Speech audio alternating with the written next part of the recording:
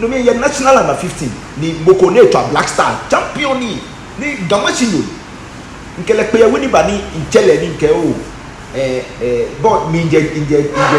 Oshafort ki bebo ja sene otwami enu e can me play against akomi enu no me to big guy no me won lele yeah Oshafort lele they ba nyo je lele nso mo chegbe onu e deny akaje na kan akucho shi nuno yue na epo e nuno yue na epo e bi ken clean wo ba na bo wo tamoto ni wo ni wo chebo no attention po no awo ke me no go gbasana aga o ye be ni chu ni be ni anye ba en ani wona mi she kwa ge she me ne ke me wo to ni da na mi shi wo kon no no ba ni wo suma mi a she so before ma answer no yue ne my advice mo friend jele mi eke ofi no ko kambeni awu kambra kemo no dan alo men kwebo dan ofi to bro your the best idea for akachi o ba ni o go wa gba na kan alo I'm a fan because of no ni ye fear they akachi ko le touch the touch no the support on but we mitiko yi but I'm a fan already yes sir but ni introduce me you know ake o touch plug because I'm quality in our office in our money your camera onushi chidi ye introduce you know ni money lebi ojugba ni lebi wala ya mi ya kwale isandewa isandewa wa but inye golden art yes sir mo de pete me dugba ya ke inye golden art na you ake mo fe money etumi jo le no because if like say kole osisile aloloko le mi engbele twi ni abo o ton no wa ba ene unu olele Richard Kingston o fane o papa bini lo woku meji one father from one father but different mothers le mami je ngwa ni mami je Gamashi okay she wo fe the same father wo fe wo die wo papa shia beni wo yin fa ko bibibi ele wo mami ma o lele ye mami mo ye ngwa ni ni ye mami mo ye Gamashi she no papa ta flash ni go fele dromo ni ma shia e he na me fe ki okay boni e ke na me ke bi e fe ba yin shia bo beni wo yin afa wo yin beni wo yin fa ko no e gan once e wa bro nya de ko fo wa pe le papa e rent to single room wo fe wo again many e fa fi ame wo agbo na gbeke bi e wo inside ba ni bo fele dromo de ma tan e make sure ke ba lo wo fe ke ba shia bo wo fe wo daye shia ko be one father but different mothers okay onushi she nu ye she ba mi o sani conclude mi was ma ge wo bi boni e kan wo tru no wa ye teshi plug dani wo ke wa gbe na teshi ake teshi ke Ghana Premier League no twa fe mini ball jino no twa wa ni no ele da ni o yin pa no a ka tabe ni o a she ye ni bia ni ni mo ke bo she ni no twa ye teshi lo ye no ka se ball twa ye ka gbe ni Ghana Premier League okay so dani wo ba blaster must start ke ndeke bi ashikra costing ni twa ye Ghana ye team koni ale amecho me and you babies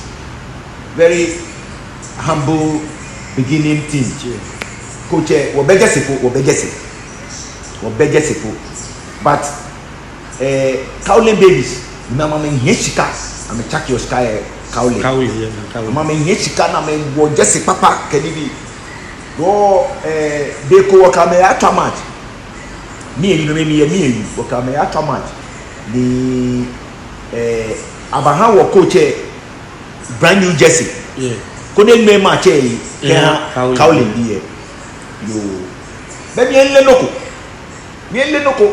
ti to beni mo fe mo le mi ye nkan tri fi ono fe si agege mention ke no ba e come here me ba ni chela me rough amenye na me ye players no mi ka mu equip e ona kai woji good players tell you me can come ba mi ram betting egbo still FD ona mi ka mu nje ne keke fun mi no pa e come mi chele Kaole bi na abake basis wonye ke de Gamashi me we asene team e asene wonye ke de asene kete zongole zongo junction any mene biane TV do otabel in my so moto mosque yes get me what you want about like bobushi get me atwana kam wonye na gbe na wonye ka se bo won twabo le no na after no just say ni wo wo asuma mene me kama wo ka o le bi e akpolo e wo yi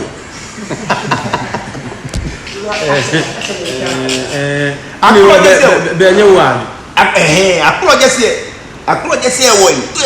ke just aba ye ko e ke just aba akpolo no bi e fen wo yi go just free kala ka gbera na kan wa afọ ikede ko me bu e share me ne ba je ni keke ma me me sani wo ko che wo e ka mi be mi lo fi o ana memo eni we bi awogo ka me wo ni ko keje se ni no nyo di o bang no e ka mi e ka me no ka me che ka me no ka me che ka me no do ba la ke sa ne je li game e je li game mo mu ke tashi I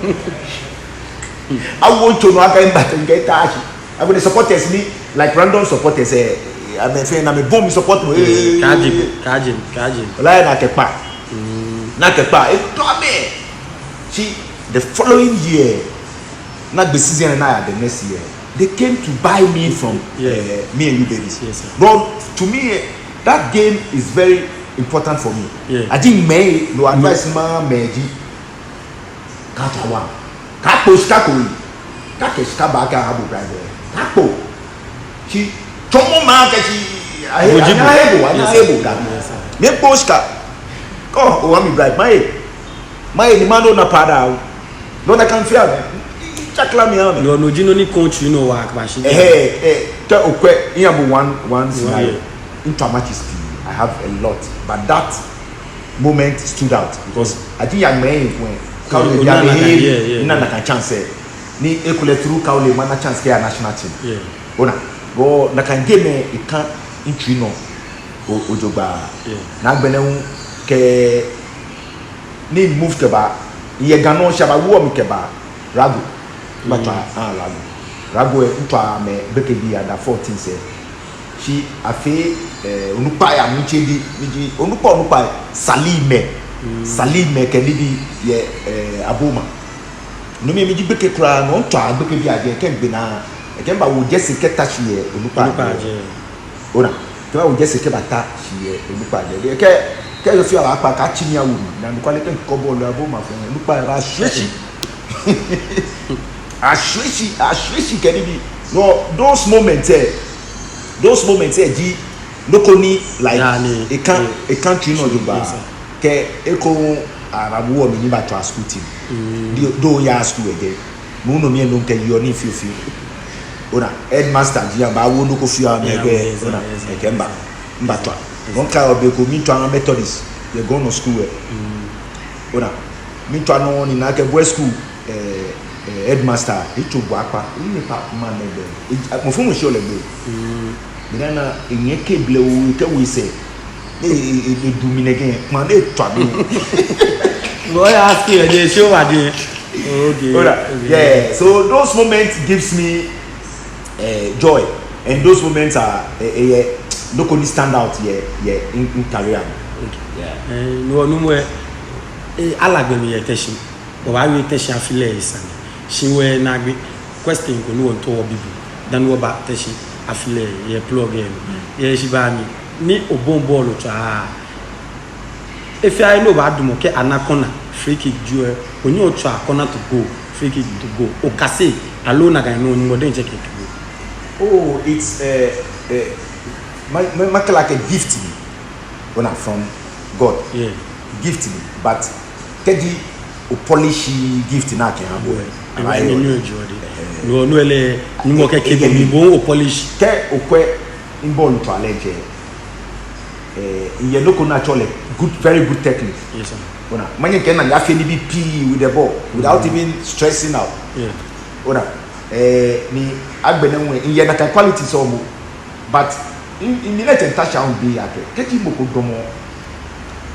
let's say 100 yards ni manye ma to mo center ko mo ko ye wide space when you long ball ni ball le ba afan le ba gbe mo na de no ye je me then something special. Yeah. Me no one ball is around the box. Inye any man na can the same confidence. Okay, me turn ya hot top corner. Ni eyanje. Onushi. Yes sir. Kedi mo twa long pass can mo ko ya gbe mo na no pepe kemi turn ya chichi no. Chichi no. Ya je pepe. Me no ni nyama twa. Corner. Ake ni ya top corner. Le ba bo teje me. So no jino ni encouraging you. Na gbe no bone practicing after every training there. The ball bag machine. You try right side, we can check it left side. Okay. Me no more be mi ni achebo blaster ni ultra blaster teshini ke game na imi shewa no bia mi egule wo yin fan ko shi wo yin no ko ni wo ba na bi fen bi ni wo na ge like Kingston wo jese mbaba ni for me adu emi yo egbe kura na ge chole kura di like pa shi o so for